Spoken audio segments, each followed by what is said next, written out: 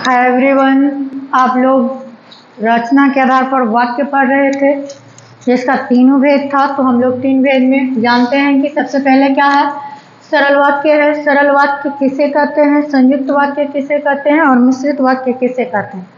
तो जिन वाक्यों में एक ही क्रिया होती है साथ ही जिसमें कोई उपवाक्य नहीं होता उसे सरल या साधारण वाक्य कहते हैं। फिर से सुनिएगा, जिन वाक्यों में एक ही क्रिया होती है, क्रिया कितनी होती है, वो एक होती है क्रिया, और साथ ही जिसमें कोई उपवाक्य नहीं होता है, अर्थात कोई दूसरा वाक्य नहीं उसमें जुड़ा हुआ रहता है, उसे क्या कहते हैं, सरल या साधारण वाक्य कहते हैं। सरल वाक्य में उद्देश्य कर्ता एक या अधिक हो सकता है, यानी एक भी हो सकता है या उससे अधिक भी हो सकता है, किंतु विधेय अर्थात क्रिया अर्थात कर्ता का विस्तार एक ही होता है, उसमें दूसरा विस्तार नहीं हो सकता है बल्कि एक ही हो सकता है। अब उसका उदाहरण देखते हैं। विविधा व्यायाम करती है। विविधा क्या कर रही है, व्यायाम कर रही है। इसमें एक उद्देश्य है, विविधा क्या है, कर्ता है। ये कर्ता कितना है, एक है। यह काम क्या कर रही है, व्यायाम कर रही है। तो विधेय भी कितना है, एक है। तो यह उदाहरण किसका है, तो सरल वाक्य का है। उसके बाद है सुधा और अमित अच्छा गाते हैं। यहाँ पे ध्यान दीजिएगा कि सुधा करता है और अमित भी क्या है, करता है। तो दो करता है और क्या क्रिया क्या है, क्रिया एक ही है कि वो लोग गाना गा रहे हैं। तो अर्थात दोनों मिलके काम एक ही कर रहा है, क्रिया एक ही है। कर्ता क्या है, दो है। कर्ता कितना है, दो है। ये भी करता है और यह भी करता है, पहला कर्ता और दूसरा कर्ता, लेकिन क्रिया कितना है, तो क्रिया एक ही है। क्रिया कितने हैं, तो क्रिया एक ही है। अर्थात दो उद्देश्य और एक विधेय हो सकता है, किसमें, तो सरल वाक्य में। फिर उसके बाद है संयुक्त वाक्य।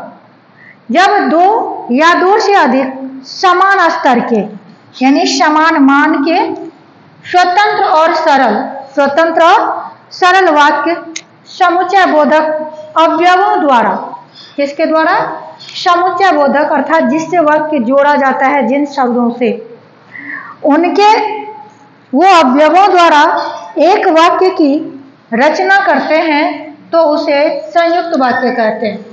जब दो उपवाक्यों को समुच्चय बोधक अव्यय के द्वारा उसको जोड़ा जाता है तो उस वाक्य को क्या कहते हैं, तो संयुक्त वाक्य कहते हैं।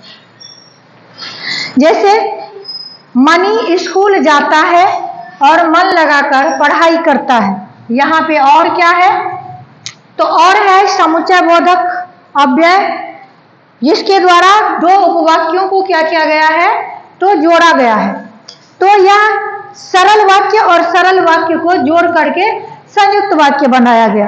दूसरा उदाहरण ध्यान दीजिएगा, जो सरल वाक्य में मिश्रित वाक्य को जोड़ करके क्या बनाया जाएगा, तो संयुक्त वाक्य बनाया जाएगा। मैं तुम्हारी बताई जगह पर गई थी लेकिन मुझे कोई ऐसा आदमी दिखाई नहीं दिया जिसकी लंबी दाढ़ी हो। ध्यान दीजिएगा, मैं तुम्हारी बताई जगह पर गई थी लेकिन मुझे कोई ऐसा आदमी दिखाई नहीं दिया जिसकी लंबी दाढ़ी हो।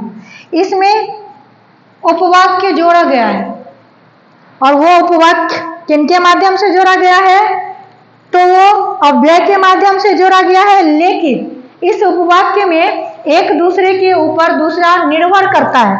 निर्भर क्या कर रहा है, मैं तुम्हारी बताई जगह पर गई थी एक वाक्य, लेकिन मुझे कोई ऐसा आदमी दिखाई नहीं दिया। फिर ये वाक्य किसको बता रहा है कि मैं जो तुम्हारे जगह पे गई थी वहां पे कोई ऐसा आदमी दिखाई नहीं दिया। कैसा आदमी, तो जिसकी लंबी दाढ़ी है। अर्थात यह एक दूसरे पर आश्रित है। संयुक्त वाक्य में जो जोड़ा गया है वह क्या किया गया है, तो उसमें सरल दो वाक्यों को जोड़ा गया है। यहाँ पे दो संयुक्त वाक्य में एक मिश्रित वाक्य को जोड़ा गया। मिश्रित वाक्य में क्या होता है, तो एक दूसरे के विस्तार होता है, एक दूसरे पे निर्भर करता है। तो यहाँ पे आप देख लिए हैं सरल वाक्य, संयुक्त वाक्य। मेन हम लोगों को जानना क्या है, तो हम लोगों को जानना है कि रूपांतरण क्या होता है, जो वाक्य है उसमें रूपांतरण क्या होता है।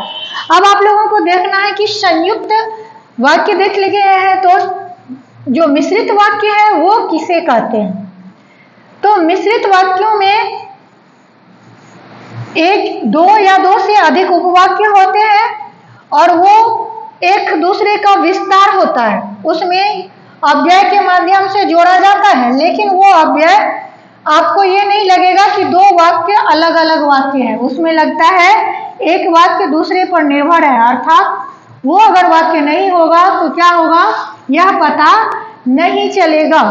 तो इस वाक्य को देखते हुए कल हम लोग इसका विस्तार और वाक्य रूपांतरण को जानेंगे। आज के लिए धन्यवाद।